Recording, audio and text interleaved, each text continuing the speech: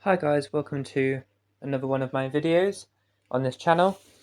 So now I'm going to get into the description of the character traits of the Gemini sign. So I will just go in the natural order that the zodiac signs fall into for this round. So I will be doing a series where eventually I will get round to doing all 12 of the signs. So today I did Aries and Taurus, and now I'm moving on to Gemini. So that's why this is next, the next sign on the list in the cycle. So basically, Gemini is the first air sign, but despite being the first air sign, they are actually the mutable mode for air. That's just that, I guess. So they're the mutable air sign. As I said in the other video, the Aries video, I believe, I did a brief explanation in that video as well about all of the modes in astrology, your cardinal, fixed, and mutable, and then all four elements, and that there's 3 signs dedicated to each element, and that each one of each is dedicated to each mode or a particular, expression style of that element in astrology. So Gemini is mutable air sign. So mutable is the mode that is adaptable, it's changeable, it takes others' opinions into consideration, they can adapt their behavior to a high degree, they can get on even with signs that they traditionally wouldn't get on with very well. Say, like, the elements are not compatible with each other, really, like, say, earth and air, for example. They can still sometimes manage to make it work well because mutable is this high capacity for adaptation. So they're willing to even adapt their own behavior, their own personality to an extent, in order to accommodate other people if they truly do want to get close to them and form a strong relationship with them. And that works even for just, friends and acquaintances as well, on a more sort of less deep committed sense, but also romantic relationships.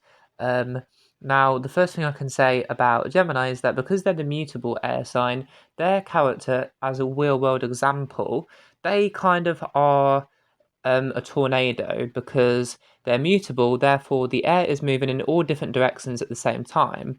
It's not like static air, which is just hanging and you're breathing it in, like air in its natural state, which is just still. That would be more what the Aquarius is.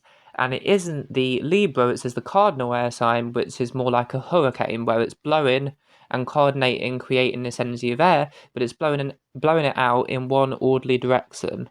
Gemini is more like the tornado. It's blowing the air in all different directions. It's moving, haphazardly somewhat. It's just kind of blowing everywhere, causing destruction everywhere. So that's kind of tornado style, is Gemini, as a real world example. So they have this sort of adaptable persona. Very pronounced in the Gemini sign, especially, is this sort of adaptability. But they are almost torn. They have a division between their personalities. So it is kind of like they have two different sides that are actually vastly different. And when they're combining into one personality, that forms their whole personality as a whole. So one side is actually the typical side for Gemini that you'll see the most often, which is the front they also tend to put on the most to other people, which is this sort of really fun-loving, talkative, communicative sort of behavior where they're like, oh, they don't care who you are, they just want to have fun, they want to go traveling with you, they want to like communicate with you, have a great time, living it up, and nothing too serious, have fun. And then they have this other side which is less often shown to other people, which is this restless sort of, they want to do 100 things but their energy won't allow them to. It's this restless sort of nitpicky almost energy. It's also colder than the other side because it's more filtering through their logical rational mind and analysing their own behaviour, analysing other people. It's a bit more of a critical side for that reason as well, because they are ruled by Mercury, which they have in common with Virgo.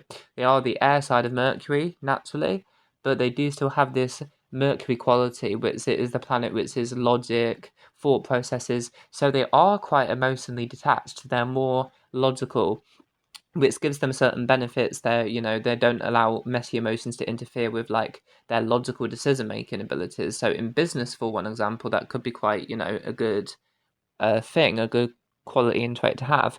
So So that's what they do.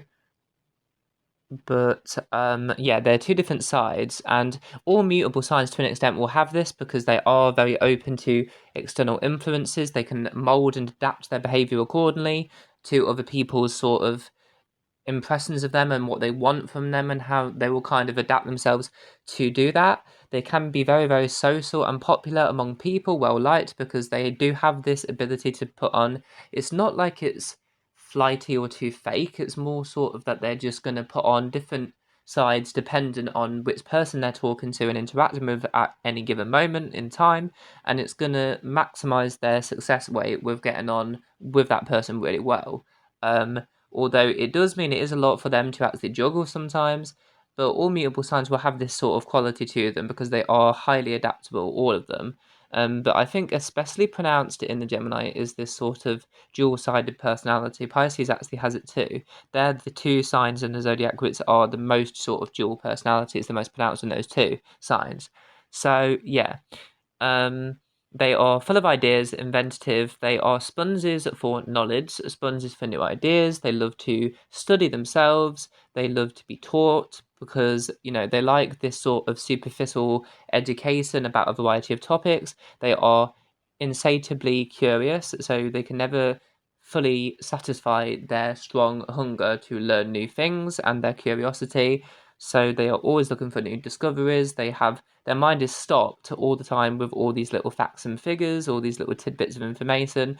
But the thing is that they are very diverse. They kind of want to know a bit about every single topic that interests them, which is pretty much an understatement because pretty much every topic in the world will interest them at some point or another, because of their high adaptability and dynamism as a person.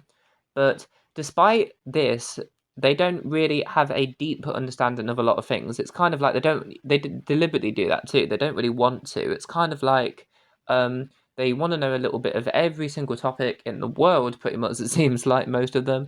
But at the same time, it's not like they get too deeply invested or interested in one specific topic. It's like they kind of fly around and learn a little bit surface level about loads of different topics if you kind of catch my drift. So it's kind of like they will fly around, they will like look up 10 different topics and get a basic surface level understanding of each topic, and then they will spread that to other people, like they will spread the word as it were, because they are Mercury, which is the messenger of the gods. So that's the kind of character of their ruling planet, so that's how it rubs off on them.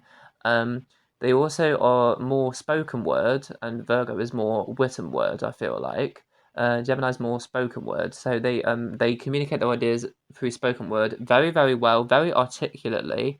They have this really great sort of gift for public speaking, most of them, for the same reason that they want to transmit all the knowledge they've learned. So they like to learn as many things as possible, store it all in their minds, and then what they've learned they want to share with other people and broaden their knowledge as well. They like to have an intellectual connection with another person. Even in a romantic relationship, they put a high price on intellectual compatibility rather than just emotional and like intimate compatibility. They also like this intellectual communion and bond with someone, which is why other air signs can obviously tend to get on with Gemini quite well because they have this same need for this intellectual connection with other people as the Gemini also does.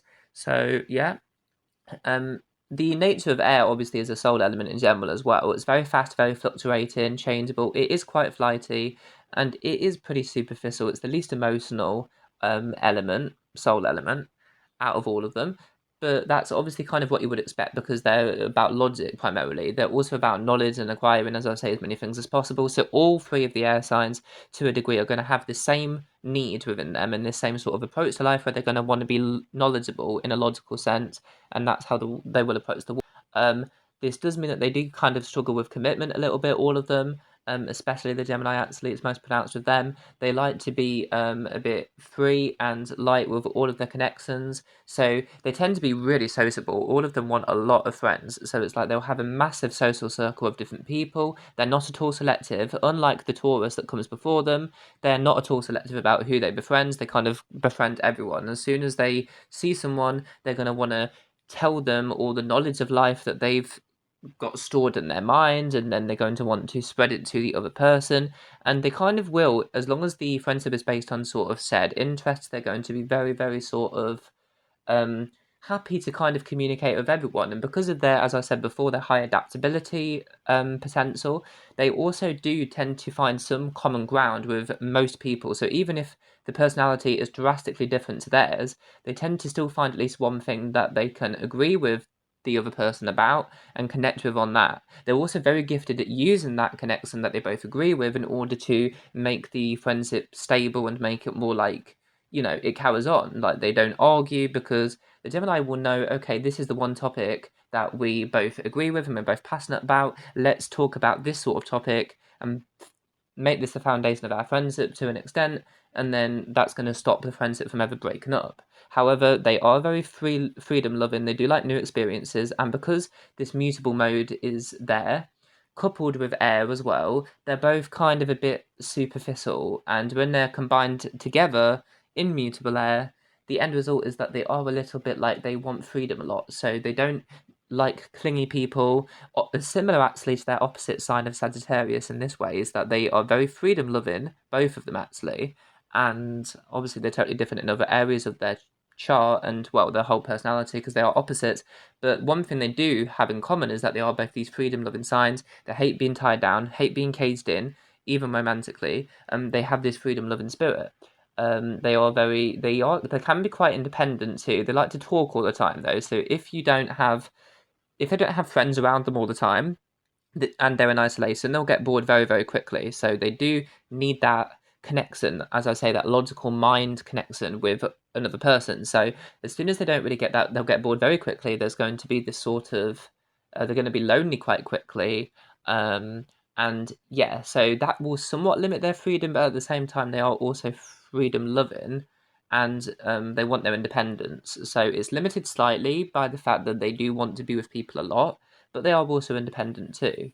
Um, and air in general, as a soul element, they like to keep a lot of people in their friendship groups, but they don't want to get too deeply connected as friends with one specific person, any one specific person. In fact, they obviously there's exceptions to this rule, and they will have some friends that they're most close with as best friends, and they will tell them more deep, intimate things. But it's like they kind of want to be free and breezy, like air, as the physical wind air, and they will want to kind of like fly around. They're going to want to maintain these connections with loads of different people, but each one is going to be pretty superficial. It's not going to be too deep into any one specific person. And if the other side wants it to be deeper, they will kind of pull away because they don't like to be restrained or tied down in any way, shape, or form. Which is why water signs tend to have a problem with air signs in that sense too, is that they also just don't really have the emotional support needs that they can provide that will be enough for what the demanding on an emotional level water signs need. Because water signs are emotionally demanding and they want this strong emotional connection. Air signs don't normally have the capacity to give that. Um, Naturally, air, it's going to blow fire. So fire and air is normally fairly compatible because the fire will get stronger when it's coupled with another person who their element is air, because of course air blowing is going to strengthen the flames of the fire. And similar to earth and water, is that the water is going to come, it's going to hydrate the earth, it's going to, feed the earth. So if the earth's dry, the water's going to nourish it, it's going to rejuvenate it. So it's kind of like water gives, it supports the earth. So the earth is there and the water nourishes the earth. Same with fire and air, is the air is going to increase the strength of the fire and it's going to stop the fire from burning out.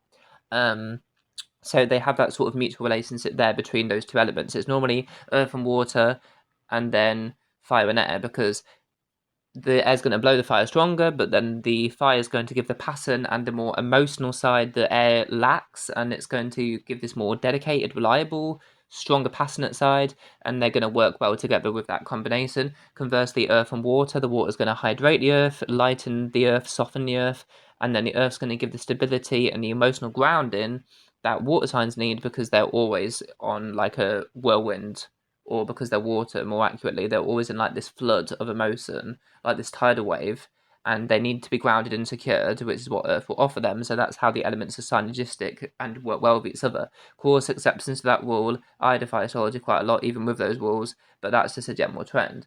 So yeah, basically, Gemini specifically, another thing is that they are They are very dynamic, very changeable. They are definitely not the least emotional of the air signs. That is Aquarius, but they like to talk. The difference is that they will talk about their emotions, but they won't necessarily like if you bring up a topic in a conversation with them that is too emotional, they will try and divert the conversation away from that topic to put it on a more lighter note again, to put it on a more intellectual note again, because they don't like heavy, deep, emotional things. But it's more like they just don't like overly serious things. They're very childlike. They're only the third sign in the zodiac, so they still have quite a young soul that's not very evolved. So they are, in a sense, still like on the childish end of the spectrum. They're more like a young at heart sign, and they don't really want this overly serious, heavy influence. Um, they're also fast and changeable and dynamic, and they need someone who's able to keep up with that if they're going to be with them for a long time and respect them very strongly and deeply. So they do have this thing, but they are if like they can bring up the topic of emotions themselves, and if they do, they will obviously speak about it. And unlike an Aquarius, I don't think they'll completely shy away from the topic and completely deny that they have any feelings. The Gemini will admit they have these feelings and that they can even be strong sometimes, but they will, because they're ruled by Mercury, they like to communicate. So they will communicate about everything, their own personal emotions included in that. So they are very open and they will communicate how they're feeling. But because they never hold anything back as well, they're not capable really of doing that. So they will say exactly what they're feeling. So they're not shying away from admitting they have feelings, but they will kind of gloss over how intense the feelings are. They're kind of going to be like, "Oh, I feel upset, but it's fine. I'll get over it." They won't be like, "Actually, I'm really, really upset right now. I need your support. I need a listening ear, a shoulder to cry on." They will admit that they feel a certain way, but they won't necessarily be deep into how bad they feel that emotion. But overall, yeah, I think that's kind of what I wanted to say in terms of the character of the Gemini sign, trying to explain it. They can be a little bit on the negative side. They can be very flighty, very changeable. Of course, all air signs will have this to an extent, but because they're also the mutable mode, they are the most pronounced in terms of this. They need change and freedom all the time. They also like to debate as well. Because they like to communicate everything. They're ruled by Mercury. They like to debate. The difference with a Libra is that a Libra hates confrontation, they hate debates, they hate fights because they're ruled by Venus. They want this scales of justice, that's their symbol, representative. So they like fairness, they like balance, all of this. So a possible way that they might even clash with Gemini is that Gemini doesn't care so much about the peace. Like they will have a debate. Like Libra will be scared and at all costs avoid arguing, and they will not have a debate. Whereas the Gemini will be like they'll have a debate if they want, like if they feel strongly about something, they will communicate it. They will not hold back with their words, and they will say exactly what they think. When they're mad, they use words as their weapon, which can be very strong as well. So personal placements. To have Mars in Gemini, it's not a terrible placement. Your energy is going to be pretty high. Gemini is quite an energetic sign physically, and highly energetic sign mentally. Like their thought processes is very fast, very energetic. But even physically, they are fairly energetic as well. So it's not a terrible placement in your birth chart. But if you are angry with that placement, you're going to use words as weapons, and the Sun Geminis do this too, but you will use words as weapons to defend yourself if you're having an argument. And they can be pretty aggressive with the more energetic natives. With Mars and Gemini placements, you're going to be very aggressive with your words flying around everywhere. To have Venus in Gemini now, it's not like the best placement because, as I say, Venus is about like emotion, deep connection. Gemini is not very heavy into that, but there's no direct like weakening or strengthening of Venus within the Gemini sign at all. No interaction directly, so it's kind of like you'll like to communicate in your relationships. You won't want to get too deep. You want to flirt around a little bit, but you will be reliable. It's just that you want like this mind connection, as I said, with your potential partner, and you will like that and put value on that just as much as you will like the more intimate areas of the relationship. They won't be lacking, but they will just be not any more important than the intellectual communion. That would be just as important, if not more so, to you if you have your Venus placed in Gemini in your chart. Gemini rising is a very common rising sign to have. So your outward appearance is your rising sign. So if you have Gemini rising, you're going to look very dynamic. When you speak, you're probably going to speak very quickly. You're going to like gesticulate a lot, like hand expressions, facial expressions. They're going to be very flying around, very dynamic. Also, kind of similar to Leo, they're going to be quite exaggerated. So it's almost like you're going to have this, like, I'm putting on a show at all times. Like, you're always performing to an audience. Leo's a lot like that, but Gemini too, because they like to communicate and they get so eager to communicate everything going on in their head. And their thoughts move so quickly that their mouth can't keep up sometimes. So they'll, in order to get their point across, they will be very, very enthusiastic, almost quite in your face with expressing their opinions. They're going to look quite tall typically or short, but they're normally very skinny because they run around a lot. This in physical appearance, if you're wise in is Gemini, and you're going to just look like a really talkative, sociable person to people who don't know you very well, like when they meet you for the first time, for example. Now, Moon in Gemini. Now, this is not a very comfortable placement because the Moon is a water planet, which is at home naturally in Cancer, and it's okay with Earth because it grounds them, and then also other water signs because it's the same element as the Moon. But Moon in Air is not particularly a good placement. Like, it's not disastrous. It doesn't like directly weaken. It does not directly weaken the Moon or strengthen the Moon. So there's again no planetary interactions directly. Gemini has hardly any of them anyway. It's quite a neutral sign overall because of Mercury rulership. But yeah, but still, the Moon is not really comfortable with the element of air as per se. So this inner restlessness that Geminis have is going to be pronounced even stronger if it's your Moon that it's in versus your Sun. And your emotional needs are going to be quite light, quite childish, not very emotional, and that's what's going to happen. And then Mercury Gemini, this is a perfect placement because obviously Mercury, one of its home signs is Gemini. So you're going to be talkative, very, very talkative, definitely a chatterbox placement. You're going to be articulate, as I say, similar to the rising Gemini, with your words, with your body expressions. You're going to throw your hands around everywhere. Hands are one of the Gemini body parts, so you're going to be throwing your hands around everywhere. Speech is linked to Gemini too, so you're going to be talking a lot because of Mercury and communication. So yeah, that's what that's going to manifest as. But you're going to be really talented at public speaking and gifted in that if you have this Mercury Gemini. But yeah, I think that's the end of the video. I got out everything I wanted to say about Gemini character traits. Thank you for tuning in again. Now 3 videos in one day, I know. Hopefully that's okay with you lot. And yeah, thank you for listening. I'll see you in the next one, hopefully. Bye.